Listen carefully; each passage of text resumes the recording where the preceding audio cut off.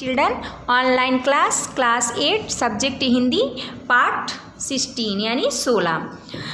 देखिए पार्ट 16 में आपके क्या है, सांची है। तो ये जो सांची है ये क्या है पाठ का, देखिए इसमें हमें क्या बताया गया है हमारे इस पाठ में कि बौद्ध स्तूपों के विश्वविद्यालय सांची बौद्ध धर्म का प्रमुख केंद्र है। बौद्ध धर्म का प्रवर्तक भगवान गौतम बुद्ध ने किया है, जो भारत, चीन, जापान आदि अनेक देशों में फैला है। स्तूपों, विहारों, मंदिरों, स्तंभों, तोरण द्वारों के लिए प्रसिद्ध सांची में चुनार पत्थर के स्तंभ पर सम्राट अशोक का शिलालेख भी उपलब्ध है। मध्य प्रदेश के रायसेन जिले में स्थित सांची रेल तथा सड़क मार्गों से जुड़ा है। तो हम ये सारी चीज़ें अपने इस पुस्तक में सांची के बारे में पढ़ेंगे, क्योंकि हमारे इस पाठ का उद्देश्य क्या है कि मध्य प्रदेश के जो पर्यटन स्थल हैं उसके बारे में क्या करना है, आपको जानकारी देना है। और सांची स्तूप के बारे में अभी हमने आपको थोड़ा सा उसका सारांश बताया है, तो सांची के स्तूप के बारे में आपको परिचय कराना है। तो आइए हम अपना ये पाठ पढ़ते हैं। रात्रि का समय इसमें कितने बजे लिखा है, 9 बजे, और ग्वालियर ये 8/10/2007 की इसमें ये घटना बताई हुई है कि हम लोग इसमें क्या कहते हैं जो लेखक है। चलिए हम लोग अपना ये पाठ पढ़ते हैं। तो हम लोग कल सांची जाने वाले हैं। कक्षा में आज गुरुजी ने बताया कि सांची अपने बौद्ध स्तूपों के लिए विश्व प्रसिद्ध है। बौद्ध धर्म भारत का ही नहीं बल्कि संसार के अनेक देशों, चीन, Japan, Mongolia, Tibet, Nepal, Myanmar, Cambodia आदि का प्रमुख धर्म है। सांची के बौद्ध स्तूप विश्व धरोहर में से एक है। बौद्ध धर्म के प्रवर्तक भगवान गौतम बुद्ध हैं। सांची प्राचीन काल में बौद्ध धर्म का प्रमुख केंद्र था। सांची अपने स्तूपों, विहारों, मंदिरों, स्तंभों तथा तोरण द्वारों के लिए प्रसिद्ध है, जिनका निर्माण ईसा पूर्व 3री सदी से लेकर ईसा बाद 12वीं सदी तक मौर्य, शुंग तथा सातवाहन राजाओं द्वारा विभिन्न कालों में हुआ है। सांची में एक चुनार पत्थर का स्तंभ है, जिस पर सम्राट अशोक का एक शिलालेख है। गुरुजी से सांची के बारे में विस्तार से सुनकर मन में ललक जाग उठी कि कब हम सांची पहुँचें और सांची के प्रत्यक्ष दर्शन करें। गुरुजी ने समझाने के लिए मध्य प्रदेश का नक्शा मंगवाया। सांची रायसेन जिले में स्थित इसके निकट का सुविधाजनक प्रमुख रेलवे स्टेशन विदिशा है, जो सांची से कुछ ही दूरी पर है। सांची भी एक छोटा सा रेलवे स्टेशन है, जो पश्चिम मध्य रेल मंडल में झांसी इटारसी रेलवे लाइन पर स्थित है। सड़क मार्ग से यह विदिशा रायसेन, भोपाल, सागर, इंदौर, ग्वालियर आदि प्रमुख नगरों से जुड़ा है। हम लोगों का अगला कार्यक्रम कल ट्रेन द्वारा विदिशा पहुंचने का है। ये कौन बता रहा है, हर्षित। इसमें क्या है, कुछ बच्चे अपने गुरुजी के साथ कहाँ जा रहे हैं, सांची घूमने गए हैं। तो इसमें यही बता रहा है कि जो गुरुजी है तो उसमें से एक बच्चे का नाम क्या है, हर्षित है। तो वो बता रहा है कि हम लोग सांची गए और वहाँ जाने के लिए कैसी तैयारियाँ की, इसके इन चीज़ों के बारे में वह बताया गया है। अब देखिए, अब ये उसकी कहानी कितने बजे की थी, 9 बजे की। अब देखिए 9:15 और अगले दिन की बात ये बता रहा है, यानी अभी ये 8/10/2007 की बात थी और ये 9/10/2007 की बात बता रहे हैं हम। तो यानी एक दिन बाद की ये बता रहे हैं हम। देखिए हम लोग आज दोपहर के बाद लगभग 4 बजे सांची पहुँचे थे, ग्वालियर से विदिशा तक ट्रेन द्वारा। और नेक्स्ट पेज देखिए, विदिशा से बस में बैठकर सांची तक का सफ़र पूरा किया। यहाँ हम मध्य प्रदेश पर्यटन विभाग के पर्यटक आवास गृह में रुके। सब बच्चे जल्दी से जल्दी बौद्ध स्तूप देखना चाहते थे, पर गुरुजी ने कहा आज सभी थके हुए हैं, समय भी कम बचा है, इसलिए आज सिर्फ यहाँ का संग्रहालय देखेंगे, जिससे हमें सांची के बारे में पर्याप्त जानकारी मिल सकेगी। कल स्तूप देखने में अधिक आनंद आएगा। गुरुजी की यह बात मुझे ठीक लगी। मैं भी चाहता था कि कल तरोताज़ा होकर बौद्ध स्तूप और वहाँ के अन्य स्मारक अच्छी तरह से देखूं। हम लोग संग्रहालय देखने के लिए थोड़ी दूर पर ही पहाड़ी पर बनी एक गुंबदनुमा इमारत दिखाई दे रही थी। गुरुजी ने बताया कि यही विश्व प्रसिद्ध सांची का स्तूप है। इसे सम्राट अशोक ने बनवाया था।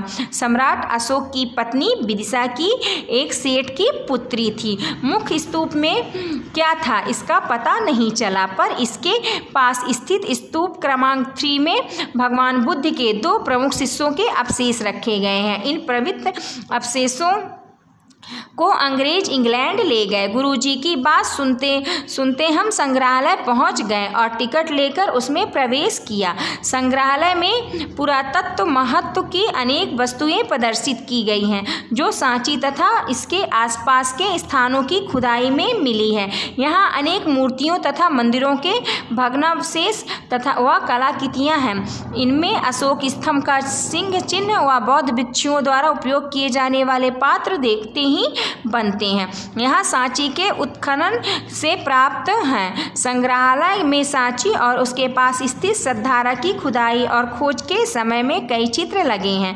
इससे पता चलता है कि इन स्तूपों को संरक्षित रखने में कितना परिश्रम और कौशल लगा होगा। संग्रहालय से लौटकर हम लोग बहुत देर तक प्राचीन भारत की उत्कृष्ट कला की चर्चा करते रहें। अब देखिए, अब वो 10 बजे की बात बता रहे हैं, नेक्स्ट डे यानी 10 तारीख की ही। तो सांची भ्रमण से मन में असीम संतोष है। आंखों में बार बार सांची के स्तूप और स्थानों के चित्र आ जा रहे हैं। आज सुबह मैं जल्दी ही नहा धोकर अपने सहपाठियों के साथ स्तूप देखने के लिए तैयार हो गया। झटपट नाश्ता किया। हम लोग एक चक्करदार मार्ग से पहाड़ी पर चढ़ने लगे। सबसे पहले हमने यहाँ बने नए बौद्ध विहार को देखा। यहाँ सतधारा स्तूप से प्राप्त पवित्र अवशेषों को कांच की मंजूषा से प्रदर्शित किया गया था। इसके बाद हम सांची के विश्व प्रसिद्ध बौद्ध स्तूप, जिसे स्तूप क्रमांक 1 भी कहा जाता है, के पास पहुँचे। गुरुजी ने पहले ही एक गाइड को अपने साथ ले रखा था। गाइड ने हमें बताया कि यह एक विशाल अर्ध गोलाकार गुम्बद है। इसके चारों ओर अलंकृत परिक्रमा पथ है, जिसमें प्रवेश के लिए 4 तोरण द्वार बनाए गए हैं। ये तोरण द्वार कला और स्थापत्य के उत्कृष्ट नमूने हैं। इन पर भगवान बुद्ध के जीवन को प्रतीक रूप में उत्कीर्ण किया गया है। इसके अलावा कई जातक कथाएं भी उत्कीर्ण हैं। इनसे जुड़ी कई कथाएं गाइड ने हमें सुनाई। मुझे 2 कथाओं में ने सबसे ज़्यादा प्रभावित किया। एक वह जिसमें युवराज बसंत तारा ने धर्म और दया के लिए अपना सर्वस्व दान कर दिया था। दूसरी वह जिसमें भगवान बुद्ध ने अपने पूर्व जन्म में वानर राज के रूप में अपने दल की रक्षा के लिए अपने प्राणों को उत्सर्ग कर दिया था। मुख्य स्तूप के अलावा स्तूप क्रमांक 2 का पत्थर का कटघरा यानी घेरा तथा स्तूप क्रमांक 3 का चमकदार पत्थर का छत्र बहुत सुंदर और देखने योग्य है। यहाँ कई देशी और विदेशी पर्यटन ध्यानपूर्वक सांची की स्थापत्य कला एवं स्तूपों को तन मान्यता से देख रहे थे। कई परिवार इधर उधर उद्यानों में बैठे थे। यहाँ के अशोक स्तंभ और कलात्मक ढंग से तराशे गए पत्थर के महापात्र को देखकर हम दंग रह गए। पत्थर पर की गई पालिश देखकर लकड़ी का भ्रम होता। स्तूप के आसपास विहारों के खंडहर हैं। कुछ नीचे एक पथरीला सरोवर भी है। भारतीय संस्कृति और कला के केंद्र सांची को बार बार देखकर भी मन भर नहीं रहा था, पर हमें लौटना था। पहाड़ी के नीचे आकर हमने भोजन किया और स्टेशन से गाड़ी में बैठे। घर आने के बाद भी मुझे ऐसा लग रहा था जैसे यहाँ मैं अपना मन सांची में छोड़ आया हूँ। तो ये जो हर्षित नाम का बच्चा था वो हमें किसके बारे में बताया? सांची के बारे में। अब देखिए, हम अपना वस्तुनिष्ठ प्रश्न करते हैं। सही जोड़े बनाना है। फर्स्ट है सांची का बौद्ध स्तूप, इसका किससे हम मिलाएंगे? विश्व धरोहरों में से एक है। सेकंड, पहाड़ी पर बनी एक, इसका आंसर हो जाएगा कांच की मंजूषा में प्रदर्शित किया गया है। सॉरी, इसका आंसर क्या हो जाएगा आपके सेकंड का पहाड़ी पर बनी एक गुम्बद नुमा इमारत दिखाई दे रही थी। थर्ड देखिए, सतधारा स्तूप से प्राप्त अवशेषों को, इसका आंसर हो जाएगा कांच की मंजूषा में प्रदर्शित किया गया। और फोर हो जाएगा, पत्थर पर की गई पालिश को देखकर, इसका आंसर किससे मिलाएंगे इसको हम, लकड़ी का भ्रम यानी भ्रम होता है। अब देखिए सही विकल्प चुनकर रिक्त स्थान की हमें क्या करना है, पूर्ति करनी है। तो इसमें देखिए आ नंबर आपका, सांची अपने बौद्ध स्तूप के लिए विश्व प्रसिद्ध है, इसका आंसर बौद्ध स्तूप हो जाएगा। सेकंड देखिए सांची रायसेन, सेकंड का आंसर रायसेन हो जाएगा। स्तूप क्रमांक 3 में भगवान बुद्ध के दो प्रमुख शिष्यों के अवशेष रखे गए, इसका आंसर 2 हो जाएगा। सांची के निकट का सुविधाजनक प्रमुख रेलवे स्टेशन विदिशा है, इसका आंसर विदिशा हो जाएगा। अब देखिए अति लघु उत्तरी प्रश्न, सांची किस जिले में स्थित है, तो इसका आंसर क्या हो जाएगा, सांची मध्य प्रदेश के रायसेन जिले में स्थित है। नेक्स्ट क्वेश्चन देखिए, बौद्ध धर्म के प्रवर्तक कौन है, तो बौद्ध धर्म के प्रवर्तक भगवान गौतम बुद्ध हैं। बौद्ध धर्म सांची के स्तूप का आकार किस प्रकार का है, तो इसका आंसर हो जाएगा सांची के स्तूप का आकार गुंबद नुमा इमारत का है। और देखिए नेक्स्ट क्वेश्चन, बौद्ध धर्म विश्व के किन किन देशों में प्रचलित है, तो इसका आंसर हो जाएगा बौद्ध धर्म विश्व के भारत, चीन, Japan, Mongolia, Tibet, Nepal, Myanmar, Cambodia आदि देशों में प्रचलित है। सांची क्यों प्रसिद्ध है, तो इसका आंसर हो जाएगा सांची बौद्ध स्तूपों के लिए विश्व प्रसिद्ध है। अब देखिए नेक्स्ट हमारा लघु उत्तरी प्रश्न आया, सांची के स्तूपों का मुख्य आकर्षण क्या है, तो सांची अपने बौद्ध स्तूपों के लिए संसार में विश्वविख्यात है। भगवान गौतम बुद्ध द्वारा परिवर्तित बौद्ध धर्म संसार के भारत, चीन, Japan, Mongolia, Tibet, Nepal, Myanmar, Cambodia आदि देशों में प्रचलित है। सांची प्राचीन काल में बौद्ध धर्म का प्रमुख केंद्र था। सांची के स्तूप विश्व की धरोहरों में से एक है। सांची के स्तूप संस्कृत और कला के केंद्र हैं। सेकंड क्वेश्चन देखिए, सांची के संग्रहालय में क्या संग्रहित है, तो इसका आंसर हो जाएगा सांची के संग्रहालय में पुरातत्व महत्व की बहुत सी वस्तुएं प्रदर्शित की गई हैं। सांची तथा उसके आसपास के स्थानों की खुदाई में मिलने वाली मूर्तियों और मंदिरों के भग्नावशेष व कलाकृतियां संग्रहित हैं। इसमें अशोक स्तंभ का सिंह चिन्ह तथा बौद्ध भिक्षुओं द्वारा प्रयोग किए गए बर्तन बड़े आकर्षण हैं। संग्रहालय में सांची तथा उसके पास स्थित सतधारा की खुदाई तथा खोजों के चित्र लगे हैं। नेक्स्ट क्वेश्चन देखिए, स्तूप क्रमांक 1 की क्या विशेषताएं हैं, तो सांची में पहाड़ी पर गुम्बदनुमा इमारत के रूप में विश्व प्रसिद्ध बौद्ध स्तूप है। इसको स्तूप क्रमांक 1 भी कहते हैं। एक विशाल अर्धगोलाकार गुम्बद है, इसके चारों ओर अलंकृत परिक्रमा पथ बना है। इसमें प्रवेश के लिए बनाए गए 4 तोरण द्वार हैं। तोरण द्वार पर कलात्मकता तथा स्थापत्य कला के श्रेष्ठ नमूने हैं। इन द्वारों पर भगवान बुद्ध के जीवन वृत्त को प्रतीक रूप से उकेरा गया है। इन पर कई जातक कथाओं को भी